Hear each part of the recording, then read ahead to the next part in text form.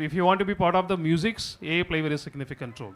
So which other domain just you take, the AI play very vibrant and significant role from the end to end. On the current trends, if you see this close to 1 trillion from the economy standpoint, which is contributed by the IT. Now it's like a more than 28% of the trillion in terms of the contribution for the global economy, which is coming over there actually. From the estimated from the India standpoint, close to 20%, AI going to contribute in the bigger way. It's a 20%, it's a bigger, right? I mean, in terms of the GDP growth for the, the country. And if you take a, as an organization, from the organization standpoint, from the layman standpoint, when just 10 years before, there is a demonetization, right? Where we are crunch on the money, the people are looking on the UPI. The UPI payment, like you know that, right? It reached the tender coconut side. Who is selling the tender coconut at roadside? He was the technology enabled, and then what are the money transactions? Even fraction of paisas where we are able to transfer and get things. So there is adoption change, but however, it's a transformation is it got into the bigger wing. Instead of the credit card, debit card, and then online banking, now the UPI transaction is bigger and then wider. Now this wave, it may not be the wave, right? It's a transformation, I can say. The wave will fall down, right? But the AI, it may not. It's absolutely the transformations where we are looking, where we are going to add value in the, the bigger wing. And if you see this IT industry standpoint, like always, when the AI came, of course, it was there more than 20 years, but it's when come to the layman, that's what it is a bigger impact it is coming to, right? When the OpenAI ChatGPT coming to the pictures, everybody started to look like what exactly I want to do here. And then from there, just I can get things as a extract as output. I may not require to put my brains down actually on the specific area. So from the cyber standpoint, like close to 40 to 50% of the organizations already be opted how we can detect and prevent by using the AI component. But at the same time, the hacker also use the same AI component, how they can, in terms of do the complete harvesting of what I think just they want to get things in, right? That's like other side it's going on the biggest stuff.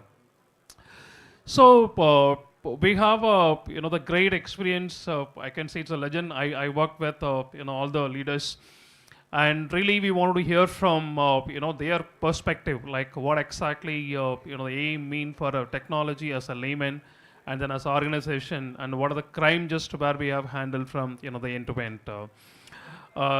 So I just would like to start from you. Specifically, the people are thinking the AI is it's for the technologist, that's for the business, not for the the layman. And as well as when the AI came into the pictures, just where we are thinking this is an angel, but of course from cyber side we have a devil also inside, right? So really love to hear from you. The AI is for whom? I mean, it's for the layman, or maybe it's for the technologist, or for the business. Like how this weapon is going to be used on that. Well, I think that when a new technology comes, cyber criminals are the the negative people. They are the first to exploit any technology, and we always say that cyber criminals, at least in their domain, they are a step ahead than the police or law enforcement. It's a fact, So for example, AI came and they're the first one to exploit this AI technology. How they are exploiting this AI technology? They are creating deepfake video, they are creating synthetic video, synthetic image, and through that they are committing digital arrest and sextortion scam. Every scam is being operated. Now it's IBR enabled, they have integrated AI in such a way that if call is coming from, that is automated call, but the call is coming from, it appears to be that it's a genuine call, it's coming from bank, it's coming from any insurance service provider. The fact is that it's completely automated. They are using AI in such a way, and that's why it's just 1 month back, the figure was announced in Parliament that 22,000 crore rupees in 2024.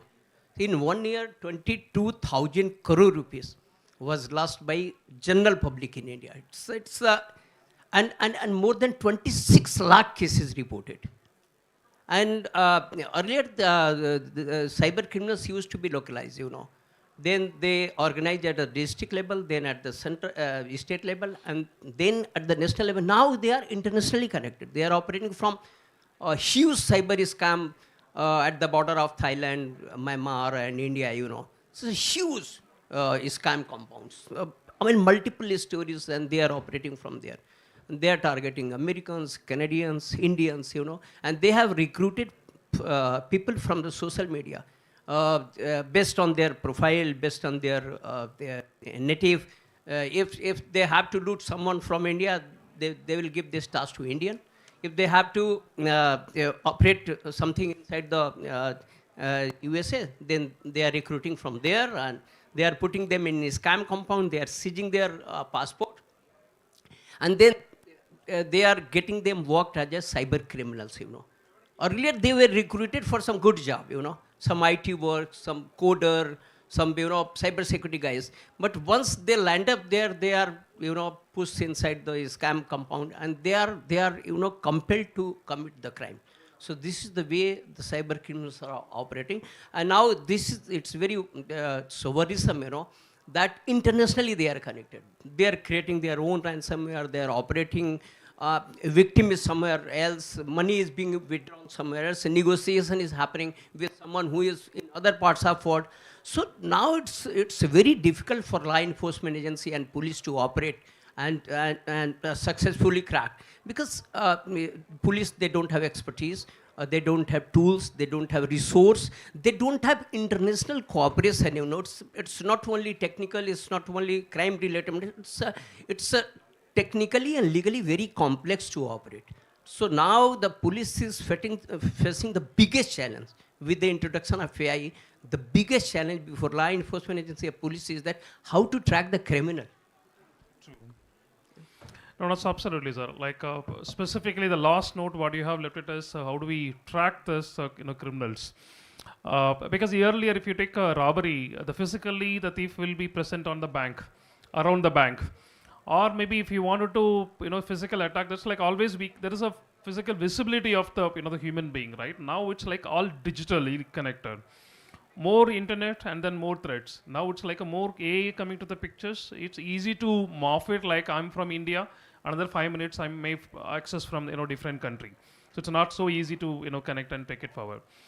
So with this note, really, I wanted to hear from you, as he had shared this in terms of the real-time experience of what exactly the challenges, so where we have it.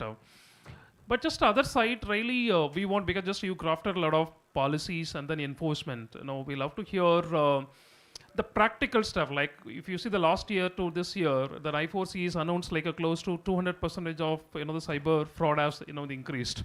Even now, just it's going up in terms of the AA side, right? You've crafted the policy and process and then guidelines for the country level. Like how you see in terms of the enforcement at ground level.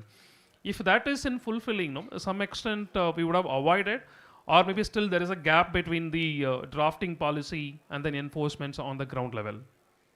So first of all, I'm Rakesh Maheshwari. I was heading Ministry of Electronics and IT, the cyber law, cyber security and data governance side.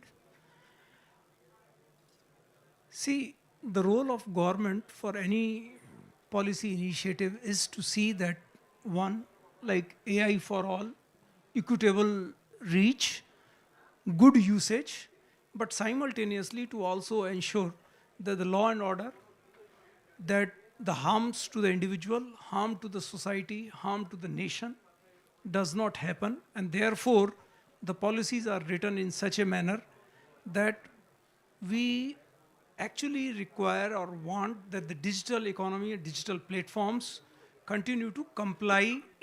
And in a normal scenario, when they are complying, ideally government should not intervene at all.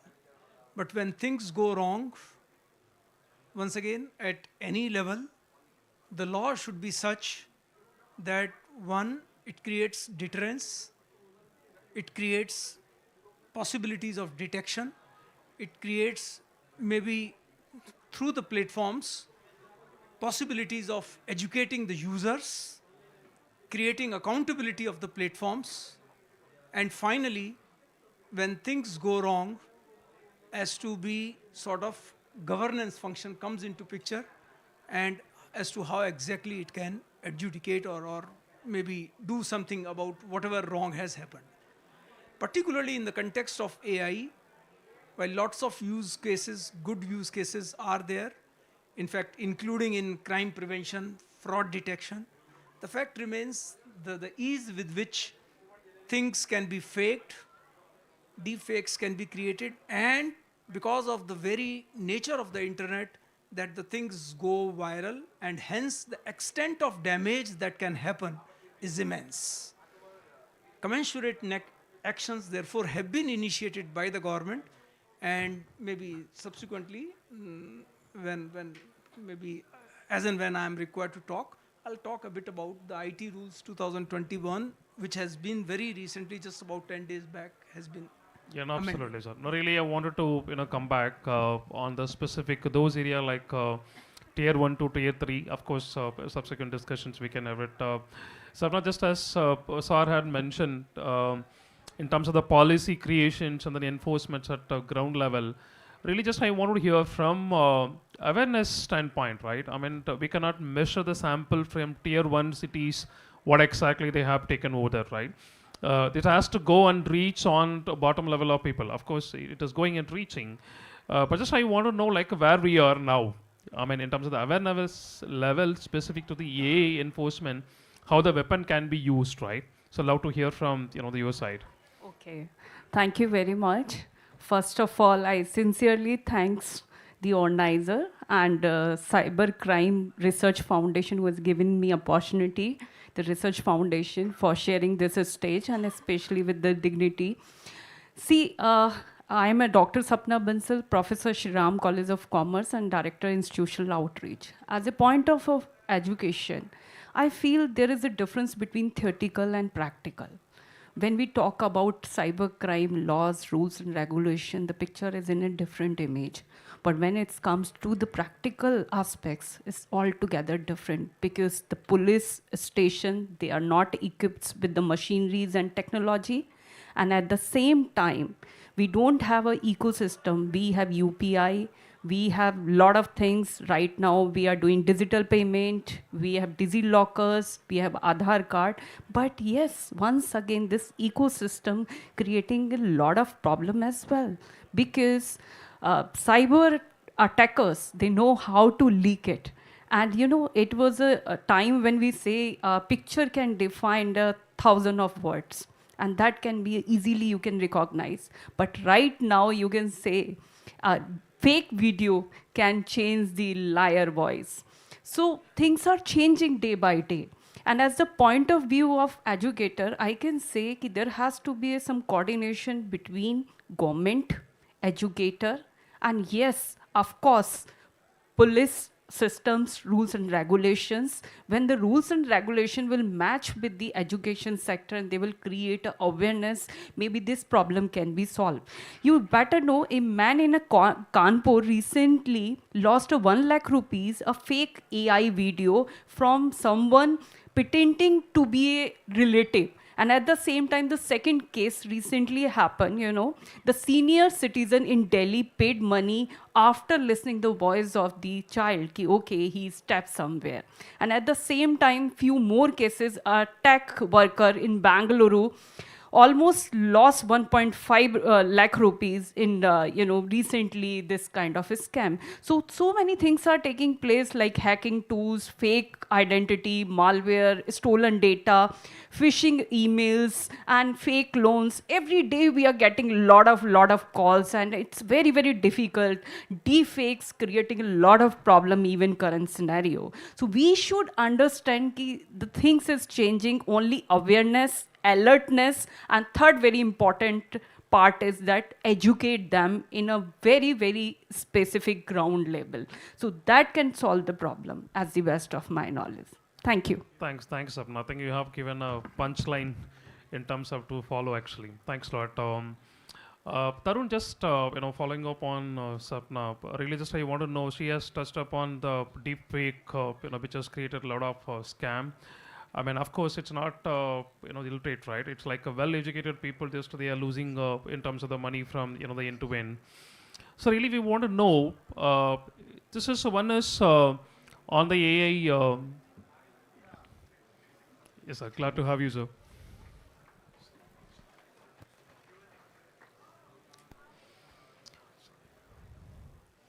So Tarun, just we want to know like one is with the AI how we can prevent in terms of the incident. Second one is how I can detect the incident, and third one is once the incident has happened, really just I wanted to know like it's like a real or the fake, or how it is, and then from where it is, and just we want to know the root of this incident so that furthermore any incident come just can be avoided with the right set of the mitigation step, right? So love to hear from you like in terms of the forensic side, like what are the key steps, how the AI is playing significant role in terms of detection as well as the preventions. Thanks, Nathan. So let me touch upon the problem in brief before I talk about the solution. See, if we talk about a state like Delhi, we have a population of 1.52 crore people. We have a police force of 1,04,000 people. There is absolutely no way you can monitor 1.52 crore people with a force of 1,04,000. I am pretty sure that 50% of the people in this room would have faced an incident that you would have lost your phone or maybe your wallet. When you went to the police to complain about it, no FIR, you would get a lost and found complaint and be done with it. You may get a message on your phone saying that some inspector has been allocated for this case. 4 days later, you will get a message that the case has been closed. And the reason for that is that the entire department is overloaded with cases.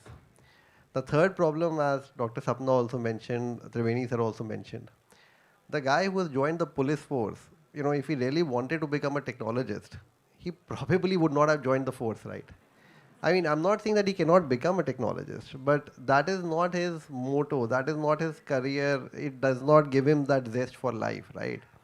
He wants to go to the field, he wants to catch criminals. He doesn't want to spend time learning a new technology, and the technology is changing at such a rapid pace that he will have to learn a new technology after every 1-2 months and start using that technology. So if you look at the problems surrounding our police forces, they seem to be unsurmountable, right? Now, the solution to this, what is the basic premise behind a crime? If you look at it, every crime, if it is not a white wolf attack, it's a network crime. You talk about somebody stealing your phone. At the end of the day, he has to sell that phone and make money. You talk about somebody stealing your wallet, it's a network. Somebody, you have all these money laundering is a network. You have narcotic, which is a network. These are all network crimes. How do you identify a network? How do you start building the patterns to identify a network? And that is where AI can help. See, I'll take few examples. Bharatiya Nyaya Sahita has come out with a guideline that today if a person is arrested, you need to do the forensic image of his digital devices, laptop and mobile phone. Because literally everything that we are, our life is defined by our digital devices. If I get access to your phone or laptop for maybe 1 hour, I would be able to figure out 90% of what your life is, and vice versa, right? So Bharatiya Nyaya Sahita came out with a guideline that when you arrest someone, you have to do an image, clone his mobile phone and laptop and keep that data. Now that is huge volumes of data. Just to give you an example, with income tax investigation units that we work with, when they go on a simple raid on a single company, they get data in tune of 80 terabytes of data. How can you analyze 80 terabytes of data? And that is where AI plays a huge role in forensics analysis. So you dump all the data onto an AI engine and let the AI start trying to find patterns within that data. Imagine the kind of patterns that you can identify. And I'll give you a few examples, some of the use cases that we have done ourselves with revenue intelligence, GST intelligence. Just using pattern recognition, a very small AI model, on the entire GST data of the country, we were, as per their own estimates, able to identify possible fraudulent GST transactions worth 5,577 crores. And this was just a 3 to 4 months effort. So that is the role that AI can play in identifying patterns in huge volumes of data and identifying these networks. So I think now, Nathan, I think I answered your question. Yeah, no, absolutely. Thanks, Lord. Thank you so much. See, the fundamentally, doing the same activity, it's like a one go. If you have the same pattern, if the AI will help you to detect and then give you this accuracy in terms of what went wrong and then how we can detect and then the prevent it over there actually. So thank you, sir. Thank you so much for joining. See, from your rich experience, you would have handled a lot of cyber cases. And really just we love to hear from you in terms of how the AI can help you to hunt in terms of the fraudsters, or maybe in terms of the threats. Because now this other side, what people are using is AI can be used to do the fraud, right? And just I'm looking on the both aspects, like how you have utilized or how you have a plan of in terms of using AI component to detect or to hunt the respective the fraudsters. First of all, I will want to reframe this question because, being a counsel, I'm not an investigator. So I'm not here to detect. There are times in fact, mostly I'm representing the accused, the condemned man, because with all the presumption of innocence, proof beyond reasonable doubt and all of that. So I would want to, speak of an ideal legal regime that I foresee with AI, technology, the policemen are there, the judges are there, all that is happening, the accused is there, the victim is there, the complainant is there. Now, the few points that I come to my mind, first of all, privacy is very important. Right to privacy. It's a fundamental right recognized by the Supreme Court in Puttaswamy's case, flows out of Article 21. So privacy cannot be compromised, first of all. Now, as an exception to the fundamental right to privacy, one of the exceptions is crime investigation, crime prevention, terror prevention, terror investigation, and prosecution. So that's an exception. So first of all, we must respect the rights of people, the privacy of the people. As an exception, we must have enough technology, law enforcement to prevent criminality, cyber criminality, preventive. Prevention is better than cure. And as my colleague said on the dais, it's next to impossible to investigate all crime that is happening. So many people come to me and they say, ye ho gaya, aise ho gaya, waise ho gaya. When a fraud is less than say 5 lakhs or 10 lakhs, I tell them just forget it. Nothing will happen. Why should good money chase something which you will not get back? So one is crime prevention. At the level of crime prevention, I would say that people themselves have to be cautious, first of all. Be careful in your dealings. That's one. Now an incident has happened. Then I would say, from a victim's perspective, what does the victim want? First of all, he wants a redressal. He wants his money back. That's one. And secondly, he wants the damn guy to be prosecuted. He wants that guy who has committed that crime on him and made his life miserable, he wants that man to go to jail. So effective prosecution. Effective prosecution is where the police comes in, law enforcement comes in. Now, I hear or I have heard people saying that, for example, in the UK, small-time thefts up to, say, 10,000 pounds, no cognizance is taken. That means we can do more less than 10,000 crimes. So what do you do? What do you do? So then, therefore, the police has to investigate the crime properly, prosecute the offender. That's another objective. Of course, AI plays a role over there. AI it's a double-edged weapon. AI will be used as a cybercrime tool also, as a weapon also, and to counter it also, you can use AI, both ways. So therefore, I will want a legal regime where the correct accused is found and prosecuted. Now, why I'm saying correct?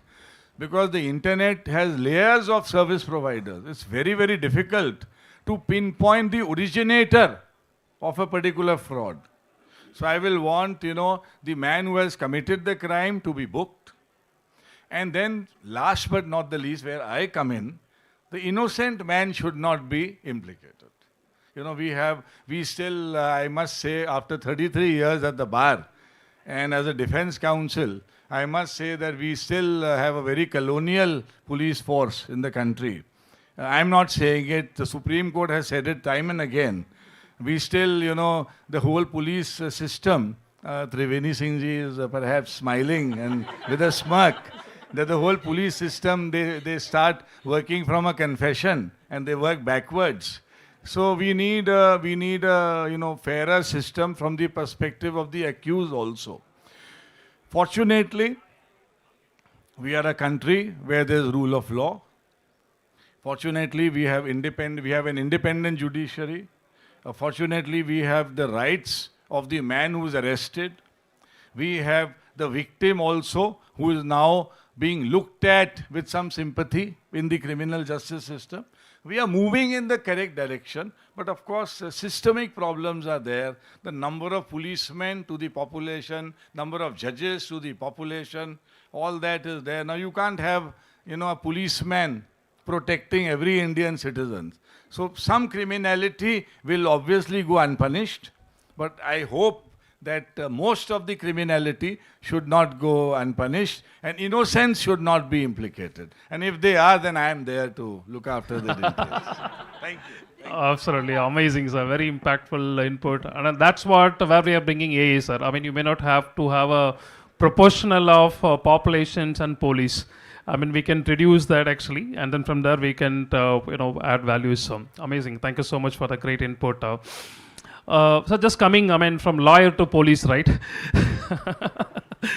So just I wanted to hear a couple of stuff, right? When we debate on the cybersecurity, side, we see so that's like a national threats. I mean, what are the AI coming over there? Of course, the valuation is there, but however, we feel that is like a national threats. Since I have seen you like from the long time, you have handled in terms of the crime, the people, the smuggling, and then other cyber crime just on the physically. Now you are into the digital area also, like in terms of the handling all the AI component, and then how needs to be ensured from the end-to-end standpoint. So just I wanted to hear from you like both of aspects from police to the in terms of handling this AI, like what are the prevention stuff where we can take it forward to prevent all the crimes. Love to hear your input, sir. Because all youngsters are there. I mean, all young chaps, right? All Gen Z, I can see that, like the entire life live on mobile. So love to hear your insight. So when we were selected for the police, the focus was completely on swimming, horse riding, rifle, AK-47, run 10 kilometer, it's mornings.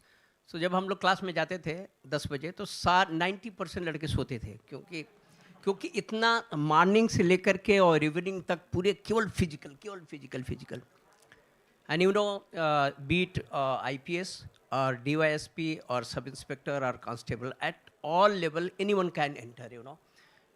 He may be from humanities. Sanskrit का लड़का भी जा सकता है. He can be from physics and mathematics, and he can be a computer scientist as well. So 99% policemen, they are from the humanities or science background. But this cybercrime is completely a different domain. Cyber forensic is completely different domain. So what we think, by giving 2-3 days training, we can make them smart, cyber smart. No, it's complete science. You will have to give at least 1 year, 2 years, 3 years rigorous training in cyber security tools, cyber technology, cyber forensic tools, and then this all big data platform, it's all technology. So for training police personnel, which is not happening right now, you need at least 6 months, a rigorous course. And only then you can train them, unless and until police understand technology behind the crime, If, for example, suppose somebody is committing crime through UPI.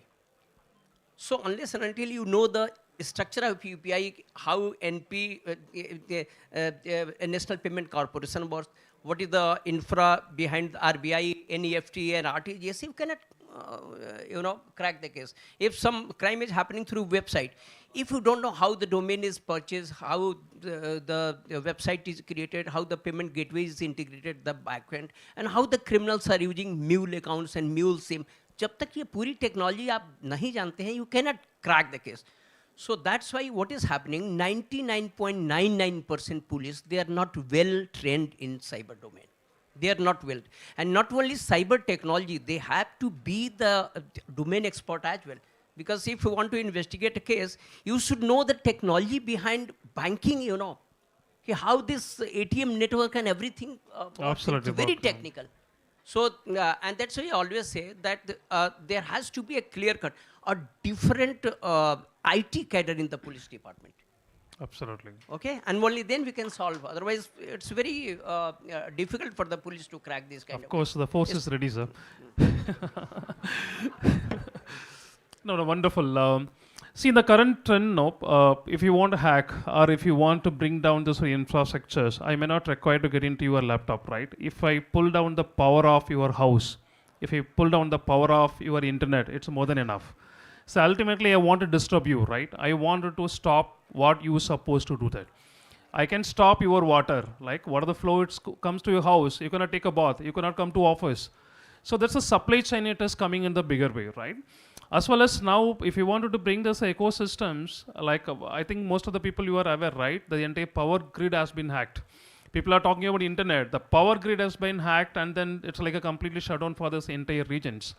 So that aspect, now I'm finding all the mobile what is being used, everyone hand knows that is much more critical infrastructure for the country. Because it's like a weapon, right? As it rightly mentions, right to be forgotten, like what they can tweet. Once it is done, just you cannot take it back. That's done. It's like, you know, within your friends, within your parents, and within other neighbors, you can quarrel, you can make a fight. But after few days, it will go off. But the social media, one comment you leave it, that's it, forever it will be there actually. So with that aspect, I know that just you was the foundation, the member of in terms of drafting DBDB and data privacy and all things and all. So love to hear from you like how, because AI need more data privacy where you should not send the data. So love to hear from your perspective, sir. Yeah, so when we talk, maybe privacy is a fundamental right. Therefore, when the laws for the country, particularly the DP Act, the Digital Personal Data Protection Act, which has already been enacted, which is getting into operationalization as of today, the whole aim is collect only what is really required. Don't over collect, be transparent, store it only for the minimum period that is required for the business. If you are sharing it with anybody, there must be a reason and there must be a control. But we say everything for yes, sir, because we won't access the app, right? No. So in fact, as of today, probably it's only I agree to the terms and conditions and that's it. But tomorrow, you will get to know as to what data is being collected, number one. Number two, in case maybe more is being collected or has been collected, you will have the rights to ask and confirm as to what data has actually been collected, with whom it has been shared, and in case you are actually wanting that this data should no longer be processed further, you will have the right to even get it erased. Lastly, for some reason or other, because it's a cybersecurity issue, I mean, things can always go wrong, breaches can always happen, intentionally, unintentionally, that it will be the liability of the organization who has collected processing this data to report a breach not only to the data protection board which is coming up, but to also to the individuals whose data has been impacted. So that means transparency, trust, accountability, and possibility of financial fines, which is all there in the system. Amazing. Thank you, sir. Thank you so much. And Sapna, just following to sir, the input, I want to hear from that responsibly, right? I mean, how, as Vivek sir has mentioned, it's a double-edged sword. Really, just I want to hear from you, like how the responsibly as a layman or as a technologist or maybe as a professional, as a layman, just how I can, make use of this weapon very responsible way. Of course, there's a lot of framework which is available, but love to hear from you. Yeah, very good question. And yes, everybody wants to know ki, as a layman how we can take a prevention. Because it's a very, very important part. We all literate people actually, come under this trap because we don't know. We always share the OTP, like we use the public Wi-Fi.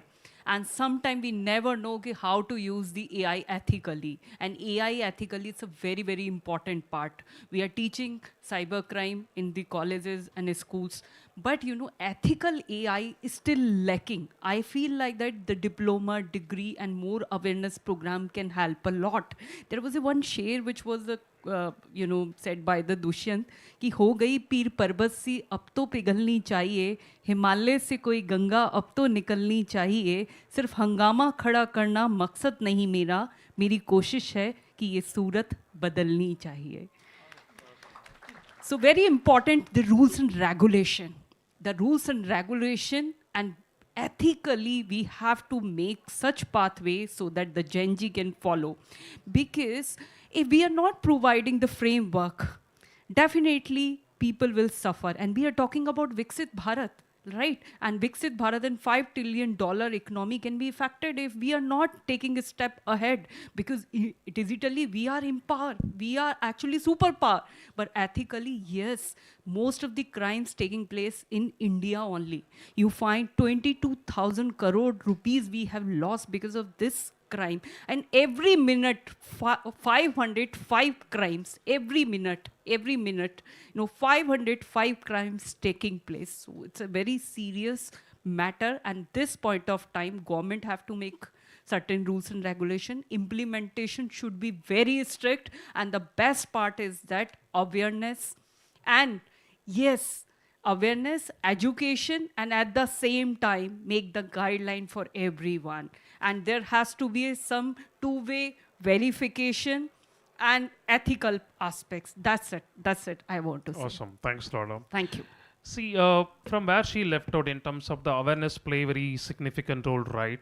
But even though just as a layman, how I can make awareness is a one. But however, if you take this deepfake and then in terms of the voice cloning, even though you are a SME, you cannot make out like it's a real or it's a fake, right? And what are the techniques? Maybe as a layman, just I can give it in terms of just this are the video, these are the glimpses it comes, this is a fake or this is a real, right? And because the voice is already it's everywhere, right? If this voice is there, with that they can clone whatever they want to do it. And if you have my photo and then my mannerism, just all things also can be cloned and that can be given over there, right? So that aspect, as a layman, really just I want to understand like what are the key stuff they should look in terms of the deepfake as well as the voice cloning. So see, deepfake is going to become a national security issue very soon. Maybe as soon as the 2029 elections. Imagine it's so easy to create a video. I mean, frankly, if you are in a hostile country, it's so easy to create a video of maybe a deepfake video of a cow getting slaughtered and the head of the cow in front of a temple, or a pig getting slaughtered and the head of a pig in front of a mosque. It will lead to riots. In specific states in the country, it will lead to riots. That has an impact on your economy. And with social media, it's very easy.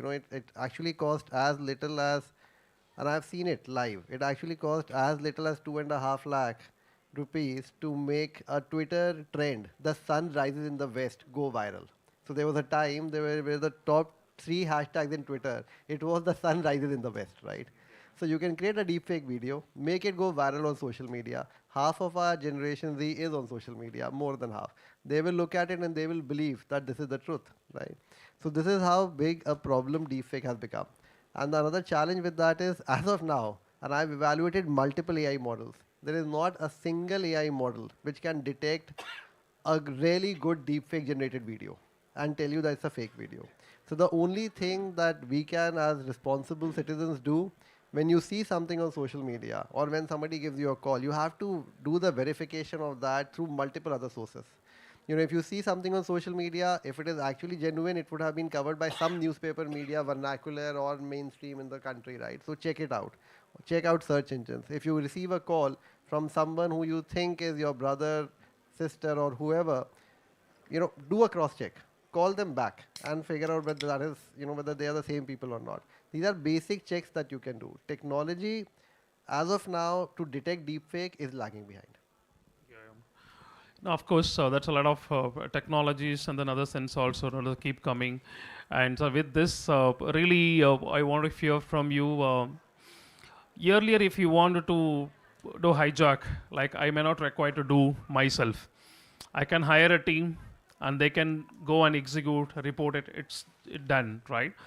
So that aspect, so now this ramping up, you may not require to be part of any crime, but you can hire the professionals, they come and do the work, execute, they go away. So it's a cyber crime as a service which came into the pictures. You can pay and know where you get involved, and they also know where connected to the counterpart whom you wanted to make an attack on the. So from the legal standpoint, really just I wanted to see as a cybercrime as services, what are the preventions, or have you come across any other cases like that has been executed from end to end, and who is liable, whether it is who has executed or who has hired the people. So love to hear from you. Okay. We have the law in place. In fact, the entire law of criminal conspiracy, has been there since Lord Macaulay's Indian Penal Code of 1860. That if people come together and they agree upon to commit a crime, tacitly, explicitly, implicitly, they are liable. So the liability mechanism is there in place. And we have a lot of law that has developed. The law has gone so far. In fact, if you see the Evidence Act, there's a very interesting illustration that if a place was to be bombed, and there was a conspiracy between A, B, C, D, and E. So it is not necessary for law to prove the agreement of criminality between all the five. So if A is organizing the fund somewhere in the world, B is organizing the weapon or the bomb or the making, so all by their actions you can prove a criminal conspiracy. So the law is there in place. Now if we apply it to AI, if I apply it to the internet, the problem that arises, the experience that we have seen, of course, we derive the benefit of all that, all the confusion from a defense perspective. The problem is how to attribute certain acts to individuals, how to identify them. For example, if you have an AI, if you create something, why have 5 people? Why hire 5 people? Why not create a drone or create something that is not attributable to me? I have to only create it and put it into the internet. And that drone or that mechanism itself is committing a crime. So the attribution of an act to an individual is getting more and more complex. In the physical world, you could identify people.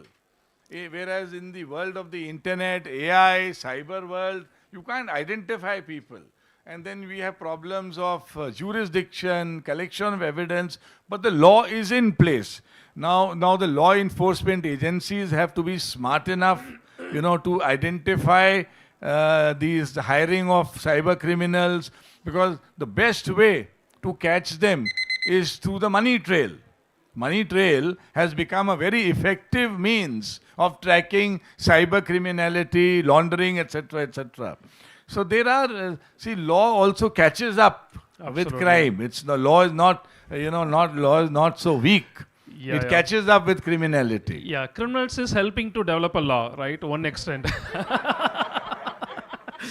In fact, if they are not there, we don't develop on that aspect, right? Just maybe one, 10 seconds follow-up question, sir. Like since all young chaps are there, sometime we think like if you do the crime from India, it's like a straight away it comes and hit on that, right? But if you do VPN to some other country, from there if you launch, the people will think it may not come to our responsibility. So love to hear your 30 seconds of input, sir.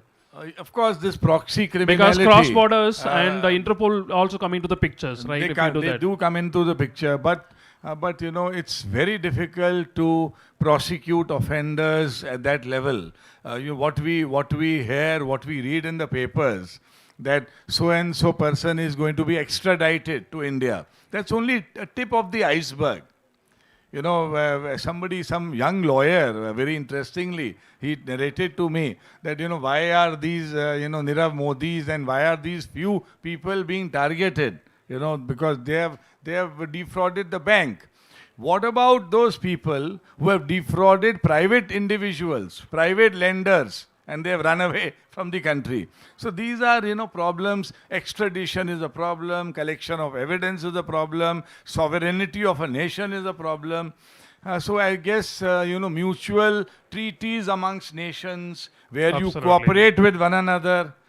Interpol is there, but Yeah. Interpol cannot really take care of Absolutely. all these problems. No, So no. we need to keep evolving, from Absolutely, a sir. law enforcement perspective. Absolutely, absolutely. Thank you, sir. Thank you so much. And it's maybe I may take 1 more minute, just 10 seconds of your input for takeaway for all the people, sir. Just each one. Just I wanted to hear from 10 seconds. Just one takeaway for them, like what they have to do and don't in terms of cybercrime as well as with the AI. For this, I think government will have to create massive awareness campaign among the public, so that they could know how the criminals are operating, what are their modus operandi. And secondly, government will have to put much more emphasis on capacity building, not only in police, but in judiciary and prosecutors as well. And they will have to provide resource as well. I mean, cyber lab, advanced tools, technology, and they will have to put much more emphasis in R&D as well, R&D, regarding, for example, the current threat is deepfake. So we must focus on deepfake detection technology. So do we have? No. As Tarun told, so no, right now no. They're the best of the tools available that can give you only 80% accuracy, not 100%. So it cannot be admissible in court of law. And that's why I think these are the things, if government is focusing, then definitely we will be able to control the cybercrimes. Yeah, I'll just like to mention it's not just about cyber frauds, it's also about so many illegalities which do happen in the cyber world. And we'll also like to say prevention is the best way. Understand greed. This is a normal human behavior. So something which is giving you too much of money, or maybe exploiting your greed, exploiting your fears, exploiting your emotions, which is what we have to which is what we need to overcome. In the age of AI, seeing is not believing, listening or maybe hearing from your known sources may also not be truth. So maybe act responsibly before what we say is a zero trust architecture. Only one line: stay alert. Once again, I'm repeating: stay alert, stay aware, stay secure. These are the three fundamental aspects you should keep in mind. Definitely, you can save yourself and your family members. Thank you. Thanks a lot, Tom. Yeah, Varunji. I think I have a recommendation for the government, not for the citizens. I think the government of a country, we have to realize that intelligence has to become privatized. It has already become so in US. In US, you do not have, intelligence is collected by private individuals working in conjunction with the government. And the operations are in hands of the law enforcement agency. India will have to realize, like the income tax departments of the country, they have already done that. They are working with private entities to gather intelligence, and they are only involved in the operations. I think all aspects of the government will have to follow suit. Yeah, we all work together. We'll make that. We need a deterrent law to check cyber criminality. Secondly, no crime should go unpunished. And thirdly, we should not be obsessed with catching hold of the criminal. We must protect the rights of the innocent man, the accused also. The system has to be balanced. It cannot be a one-way street. Awesome.